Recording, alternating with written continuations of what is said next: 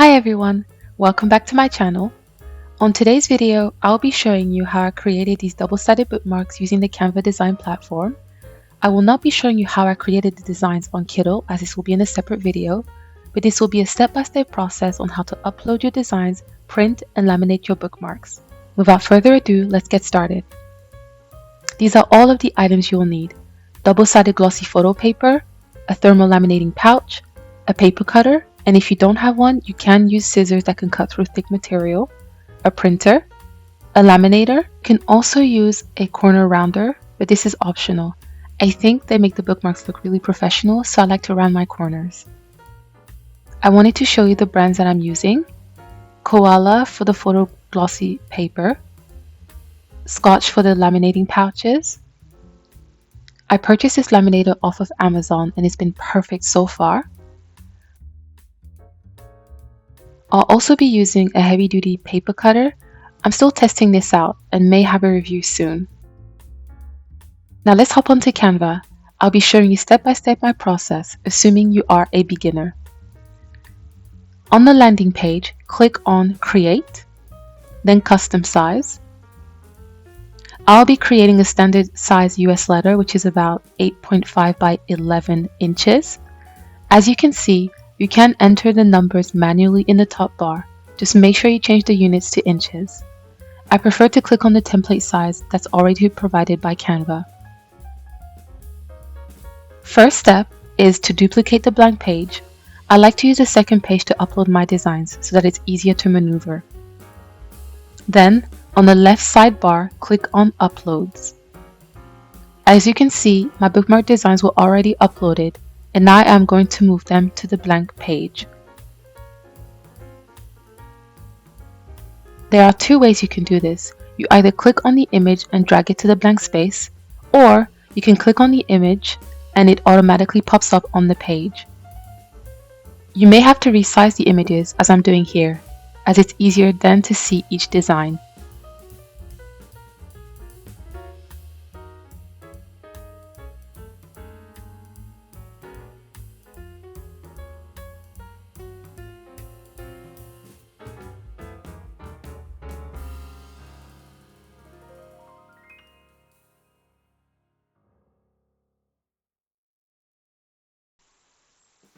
Now that we're all done resizing our images, we're going to scroll back up to the first page, and we're going to add frames to the first blank page. On the left sidebar, I click on Elements and search the keyword Frame. I click on the frame that I like. I typically resize it to about 6.5 by 2.1 for my bookmarks.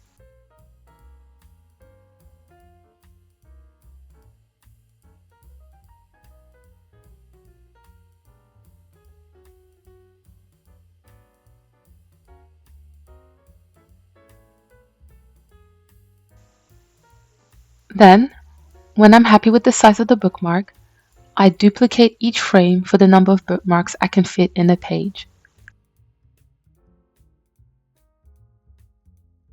You can leave space between the frames, but as my images have distinct colors and it will be easier to cut, I will remove the space as I'll be able to see where to cut clearly.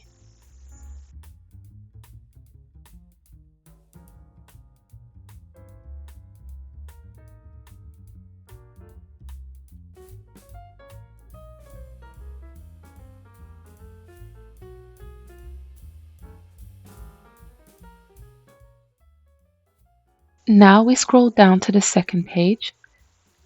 I will rotate each image to about 90 degrees, like this.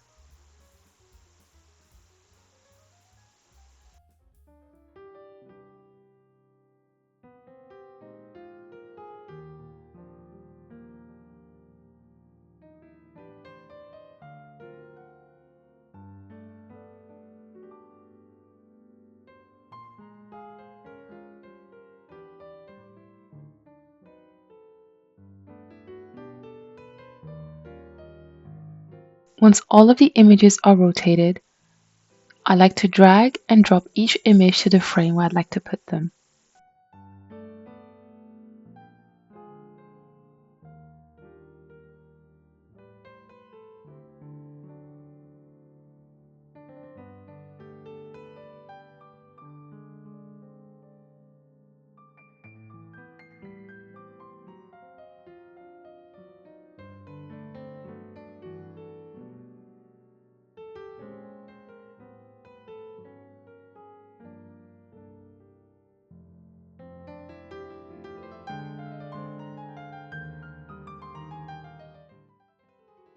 If the design you are using is large and there's a specific part that you want to show for your bookmark, you can double-click on the image and drag it up and down until you have the part of the image you'd like to show. My designs were relatively small and similar, and so this was not necessary for me.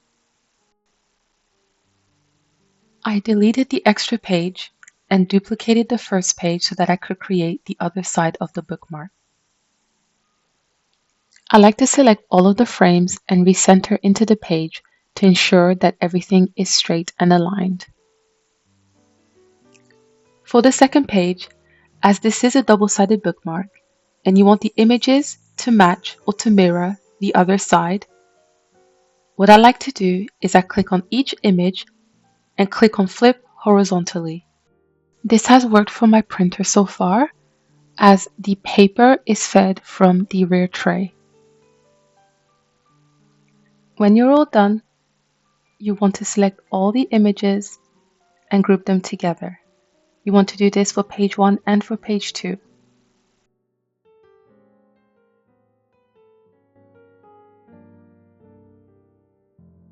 Now we're ready to print. Click on Share, Download, make sure it's a PDF print, print each page, and click Download. Save the document on your desktop or in a local folder.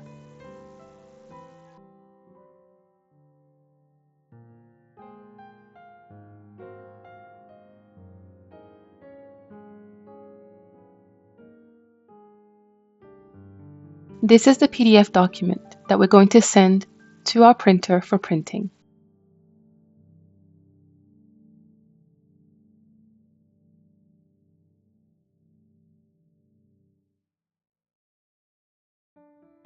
Here are the settings I'll be using for my Epson printer. On page range, we're going to print one page at a time, as we have to print the second page on the other side of the paper. For media type, I'm choosing photo glossy paper, and the print quality is always best.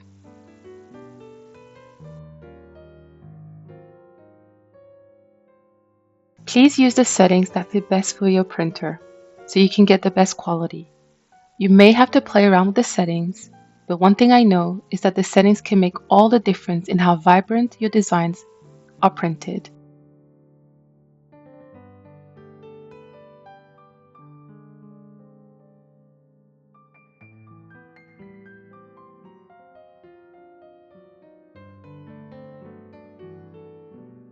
This is how I get the sides of my bookmarks to match.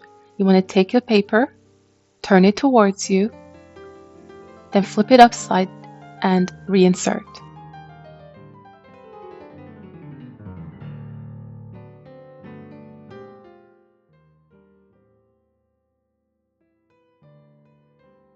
Now that it's printed,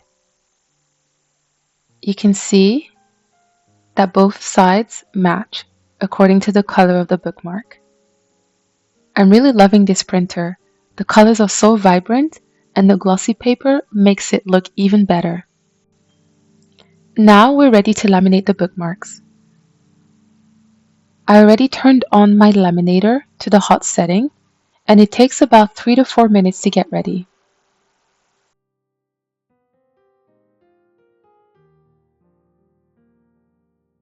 In the meantime, I'm going to take out a laminating pouch and get that ready.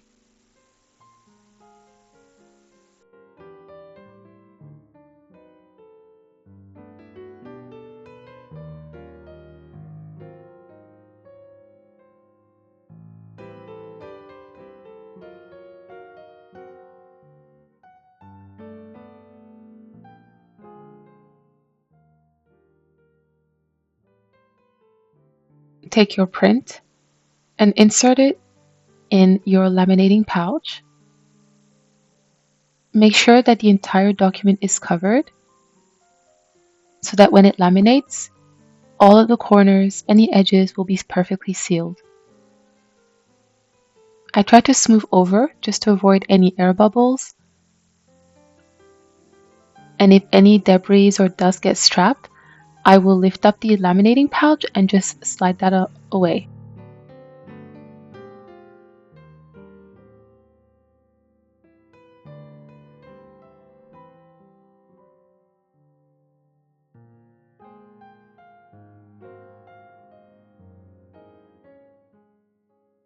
Now my laminator is ready. I'm going to take the document and pass it through the laminator. I usually pass it through 3 to 4 times to make sure that all of the corners and edges are sealed.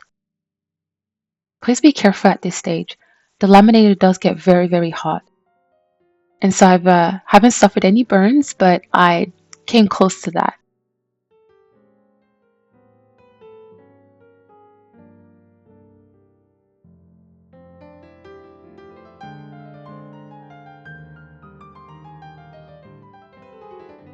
We're all done. Now I'm ready to cut the bookmarks. I'm using this heavy-duty paper cutter. I am still testing out this cutter. It was initially very hard to cut very precisely, but over time, I've learned how to place my document in the right space and with the right distance between the blade and the line where I want to cut, and my cuts are definitely more accurate now, but I need to practice some more. The blade is very sharp with this cutter, so please be careful.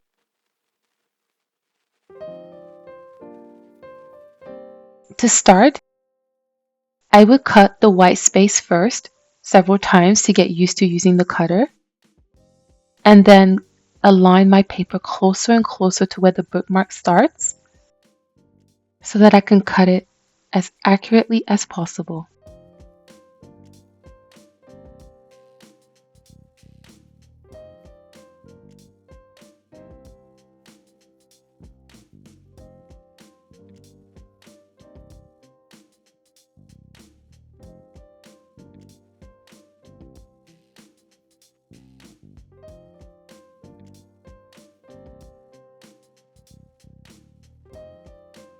We're all done cutting, and I'm really happy with the bookmarks.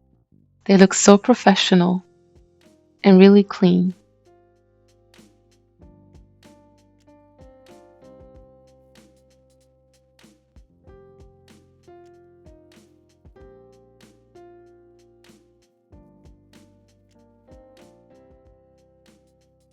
Now I'm going to run them through the laminator 4 or 5 times to make sure that they're properly sealed and that the corners do not separate.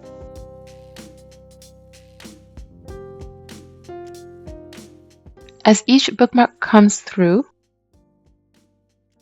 and I take them out of the laminator to pass them through again, please be careful not to touch the part that has just come out of the laminator as it will be really hot. Try to hold the end or the middle part that's already cool or cold.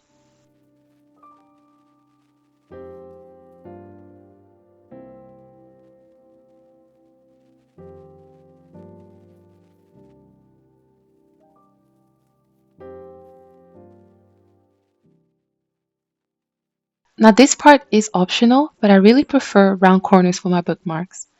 So I purchased this corner rounder from Amazon. It's been okay so far, but I may have to try a different brand. Sometimes it wouldn't cut the corners accurately, as there would be paper bits stuck inside which I'd had to shake off multiple times. But for now, I'm still enjoying using it, and I will use it and continue to use it in the future.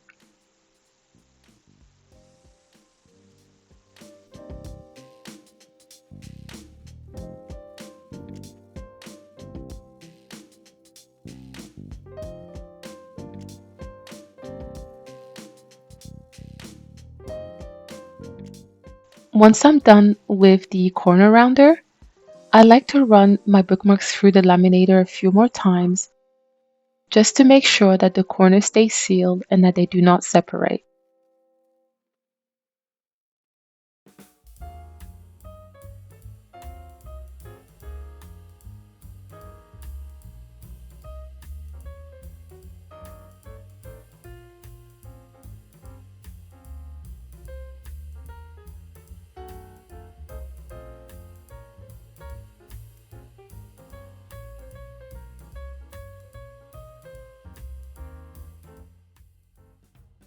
And voila! There you have it.